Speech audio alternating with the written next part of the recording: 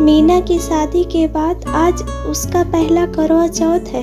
यूं तो हर सुहागन की तरह पूरे साज श्रृंगार और मेहंदी रंगे हाथों से वो उस पर्व की तैयारी कर रही थी, पर उसकी आंखों में अपने पति रोहित के लिए करवा चौथ को लेकर एक अटूट विश्वास दिख रहा था। वह सब देखकर उसकी सास सविता को अपने गुरुजी की सालों पुरानी बात याद आ जाती है। यह बात तब की है जब रोहित करीब 6 वर्ष का था। जब रोहित का जन्म हुआ था तब सविता के जीवन में खुशी की लहर उमड़ आई थी, परंतु वह लहर कुछ पल की ही थी। रोहित 6 महीने का था तो उसकी तबीयत खराब होने लगी थी। डॉक्टर ने उसको भर्ती करा और कुछ लंबे इलाज के बाद वह ठीक हो गया था, लेकिन उसके बाद से ही रोहित या तो अक्सर बीमार रहता है या उसको कभी न कभी चोट लगती रहती। ऐसा लगता था मानो बार बार मौत के मुंह से बचकर निकल आता है। ऐसा अक्सर होने से सविता घबरा गई और उसने सोचा कि किसी पंडित को उसकी जन्म पत्री दिखानी चाहिए। उसकी सहेली को इस बात का पता चला तो उसने शहर के बाहर बड़े गुरुजी के बारे में सविता को बताया। बड़े गुरुजी शहर के बाहर एक छोटे से मंदिर में रहते थे। उनके बारे में यह प्रचलित था कि उन्हें सिद्धि प्राप्त है। वो हाथ और चेहरा देखकर परेशानी की वजह बता देते हैं, चाहे वह पूर्व जन्म से जुड़ी ही क्यों न हो। सविता रोहित को लेकर गुरुजी के पास जाती है। कुछ देर साधना करने के बाद गुरुजी रोहित का हाथ देखते हैं और उसके माथे पर हाथ रखकर आंखें बंद कर ध्यान लगाते हैं। इतने साल तक वह पूरी आस्था के साथ इसके लिए करवा चौथ का व्रत रख रही थी। इसी वजह से तुम्हारा बेटा बार बार हर परेशानी से बाहर निकल आता है, गुरुजी कहते हैं। वह कौन गुरुजी? सविता पूछती है। गुरुजी बताते हैं, इसके पिछले जन्म की साथी जिसने करवा चौथ के व्रत को किसी तपस्या से कम नहीं समझा और प्रेम की भी हदें पार करती थी। उसकी तपस्या का ही फल है कि तुम्हारा बेटा खतरों से बचता आया है और आगे भी बचेगा। पूरी कहानी बताइए गुरुजी, सविता उत्सुकता से पूछती है। गुरुजी कहानी बताना शुरू करते हैं। नीलम नाम था उस लड़की का। पिछले जन्म में तुम्हारे पुत्र का नाम मोहन था। नीलम और मोहन पड़ोसी गांव के रहने वाले थे। दोनों को शिक्षा ग्रहण करना और बांटना अच्छा लगता था। उनके पास के गांव में ही गरीबों के लिए मुफ्त शिक्षा देने का कुछ दिनों का कार्यक्रम आयोजित हुआ। इसी के चलते उनका एक मुफ्त शिक्षा कार्यक्रम में मिलना शुरू हुआ। एक ही विचार ने दोनों को अच्छा दोस्त बना दिया और काम की वजह से वह अक्सर मिलने भी लगे।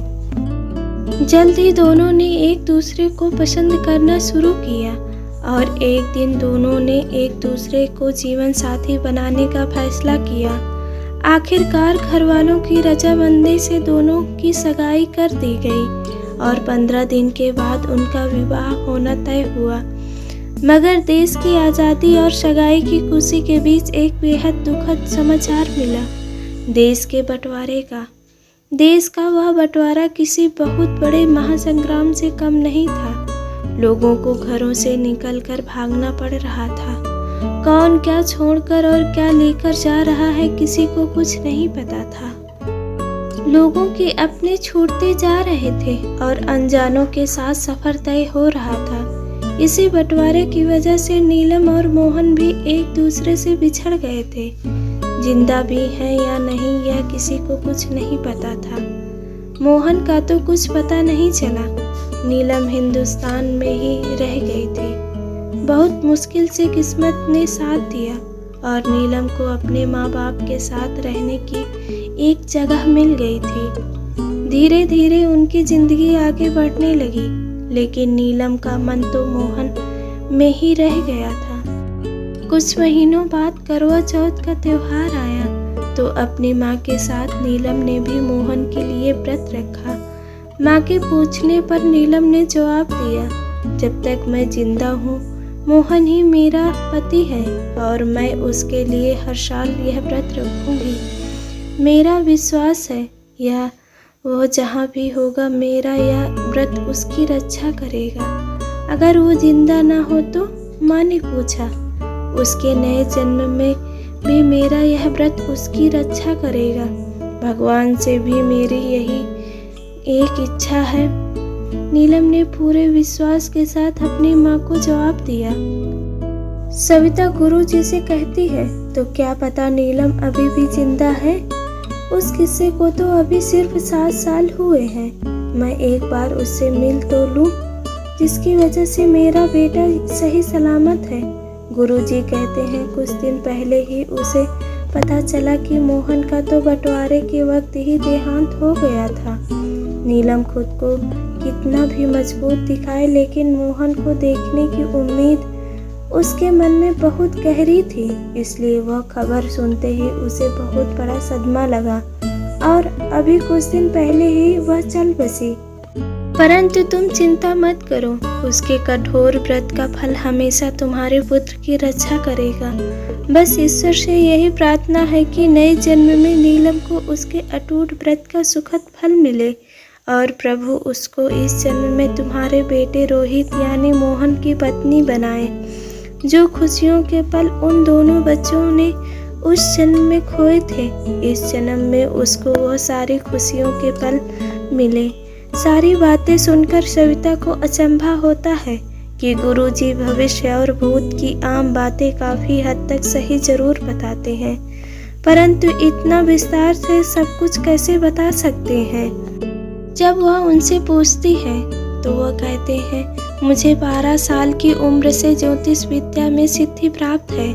एक बार देखकर बहुत कुछ जान जाता हूँ और सबसे बड़ी बात, एक बार जो हाथ देख लूँ तो भूलता नहीं हूँ। इसलिए जब तुम रोहित को मेरे पास लाई तो उसका हाथ देखकर मुझे अंदेशा हो गया था।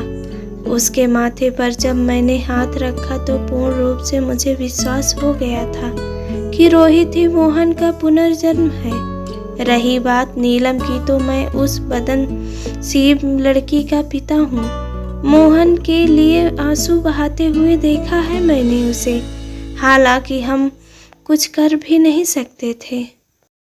कई बार उससे कहा किसी और से शादी कर ले, लेकिन उसको अपने व्रत पर पूरा विश्वास था। वो मानती थी कि उस जन्म में नहीं तो अगले जन्म में वो उसको जरूर मिलेगा। मैंने तो किसी तरह अपने को संभाल लिया, लेकिन उसकी वह तकलीफ उसकी माँ से सही नहीं गई और कुछ साल पहले वह चल बसी। कहते कहते उनकी आंखें भर आईं। उस बंटवारे ने मेरी बेटी और मेरी पत्नी दोनों ही छीन लिया। मेरे घर हर खुशी खत्म हो गई। सविता को बाद में पता चला कि 2 दिन बाद गुरुजी भी गुजर गए थे। इन्हीं पुराने ख्यालों में सविता खोई हुई थी कि मीना की आवाज आती है, आइए मम्मी जी, करवा चौथ का चांद निकल आया है, पूजा करते हैं। करवा चौथ के उस त्योहार पर साज श्रृंगार से सजी मीना को देखकर वह मुस्कुराती हुई सोचती है कि ठीक बात है, 6 साल का फर्क सही है। सही बात कहा था गुरुजी ने। भगवान ने उस नीलम को उसके अटूट विश्वास का फल दिया और इस जन्म में इन दोनों को मिला दिया। उन्होंने मीना और रोहित को इस बारे में कभी कुछ नहीं बताया। नए जन्म की नई खुशियों में बीते वक्त के आंसू को वह नहीं खोलना चाहती थी। ऐसी रोचक कहानी सुनने के लिए चैनल को सब्सक्राइब करें, शेयर करें एंड लाइक करें।